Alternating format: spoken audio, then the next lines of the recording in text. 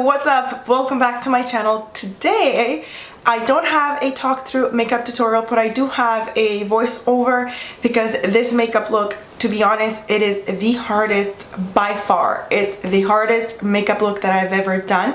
I did a recreation from a request that a bunch of girls sent me. I'll leave it here somewhere so you guys can see where I got the inspiration from. I don't know the girl, I don't know the account or whoever invented this makeup look, but I do always want to give credits to the makeup artists out there because I never want to do any plagiarism. I never want to copy anybody. I honestly have enough ideas on my own. I don't have time to be copying other people. And now we're finally ready to get started with this super long in detail makeup look. Like I said, it was one of the hardest makeup looks that I've done because it did take a lot of time. It did take a lot of blending. We're working with really dark and bright colors.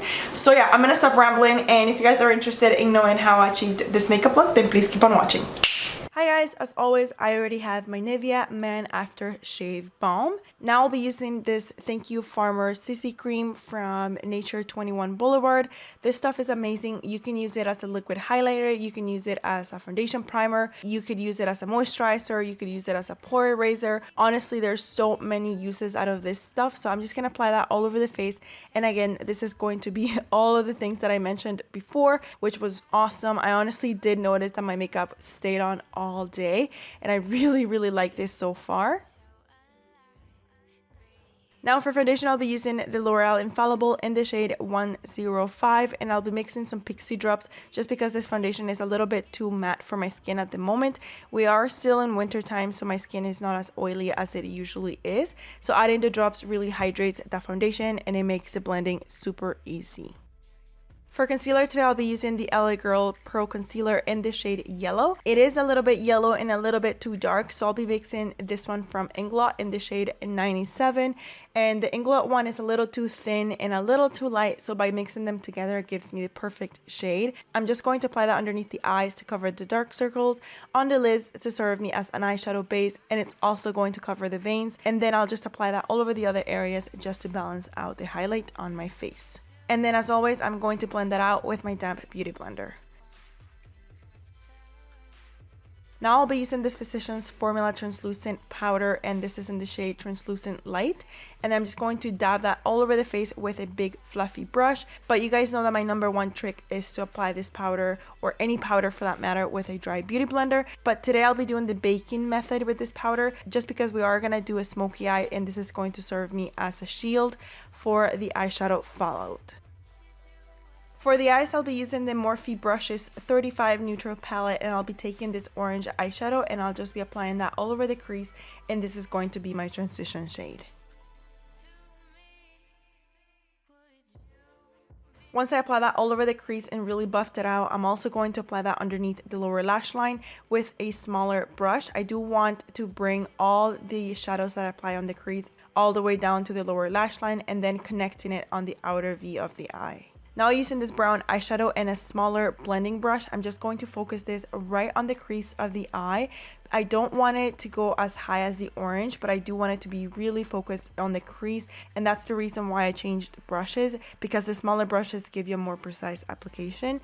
And then again, we're going to do the same thing with this eyeshadow on the lower lash line. I'm going to buff it out and then I'm going to connect it on the outer V of the eye, making sure that there are no gaps between the crease and the lower lash line. Now I'll be using this purple eyeshadow again from the same palette, and I'm just going to apply that on the crease again with a smaller brush, even smaller than the one that we used previously, because again, I do want to focus this product right on the crease. I don't want to bring it as high as the other two eyeshadows.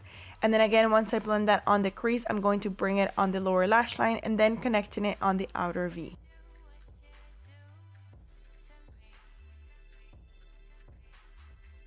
Now I'll be using this Marc Jacobs eyeliner, which is just a sample that I got almost a year ago. I meant to put it on the lid, but it was really dry because we have so many eyeshadows packed on there. So I decided to leave it, but I did apply it on my upper and lower waterline.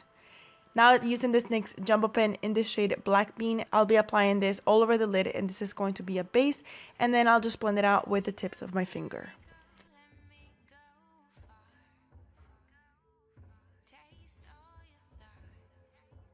Using the same purple eyeshadow we have on the crease and the tips of my fingers, I'll be patting this eyeshadow all over the areas that we apply the base. And notice the difference that the base makes. The same eyeshadow that I have on the eyelid is the same eyeshadow that I have on the crease. It's just that the base made this eyeshadow pop even more, which is exactly what I wanted. Now I'll be using this grayish bluish eyeshadow from Ofra, and it doesn't have a name, which is so inconvenient because I can't really tell you exactly the eyeshadow that I'm using, so I guess my horrible descriptions will have to do. Anyways, that's beside the point. I'm just going to pat this eyeshadow all over the eyelid, and as you can see, the combination that we have underneath makes this grayish bluish eyeshadow look purple, which is exactly what I wanted because I didn't have the exact same eyeshadow that the girl had on the inspiration photo. So this way I kind of created my own eyeshadow, and honestly it was on point, like it was the exact same eyeshadow. I was so proud of myself. Now I'll go back in with the same purple eyeshadow, and then I'll just blend that on the crease just to make sure that there are no harsh lines.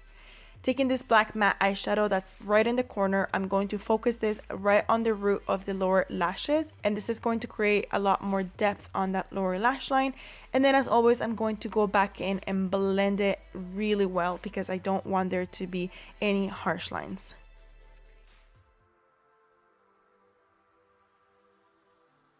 With the same black eyeshadow and the same brush, I'll just apply that on the outer V of the eye just to create a little bit more depth. And then in between applications, I'll be blending that out with a big fluffy brush.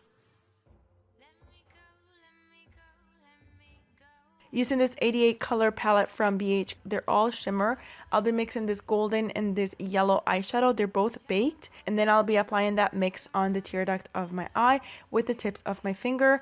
And then I'll blend it out with a brush just so that you can't tell where one eyeshadow ends and where the other one begins.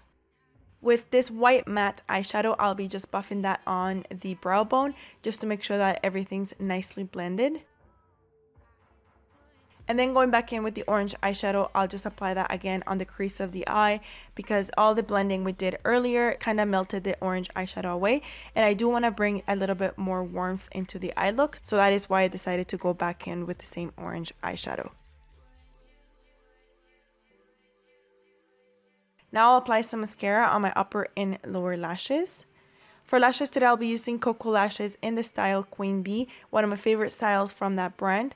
And since we don't have any eyeliner today, that usually hides this strip of the lashes, I'm just going to really make sure that I blend my real lashes with the falsies by pushing them together and just squeezing them just so that they blend really nicely, and they did. I was really surprised how nicely they blended. And then now we're ready to go flying away with our lashes. Bye! Now I'm just going to take any blending brush, and then I'm just going to wipe off the excess powder we have underneath the eyes.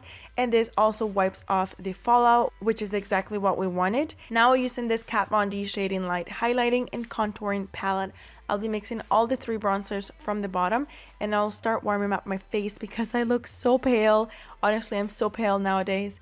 But anyways, I'm just gonna bronze up the hollows of the cheeks, the sides of the forehead and the jawline. And then I'm gonna make sure to blend everything out with a clean blending brush just to make sure that there are no harsh lines.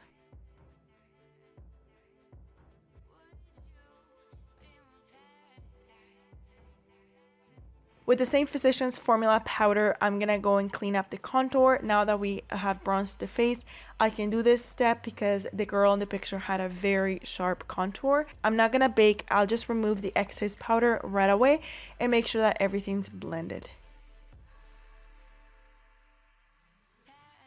Now I'll be using this highlighter from MAC. This one is Gold Deposit, and I'll just apply that on the cheeks and on the apples of the cheeks. This is going to be my blush, kind of, because the girl in the picture was really bronzed and she didn't have a blush on, so that's why I did this step.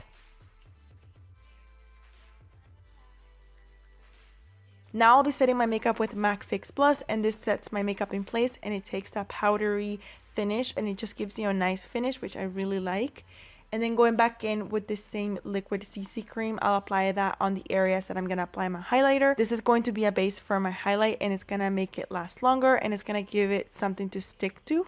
and as you can see, one tiny coat really made the difference. I usually have to apply 2 to 3 coats of highlight, but today I only had to apply 1. Then I'll also apply this highlight on the chin, Cupid's bow, and the center of my forehead. And with a smaller, denser brush, I'll apply that on the tip of the nose and the bridge of the nose.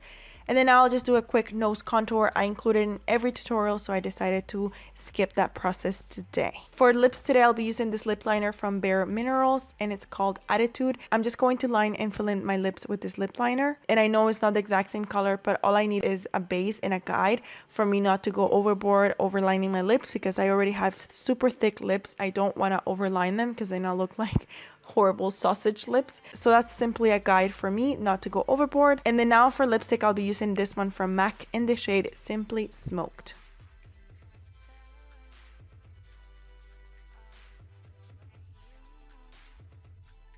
And yeah, I'm just gonna tease my hair a little bit just to add some volume, and we're good to go.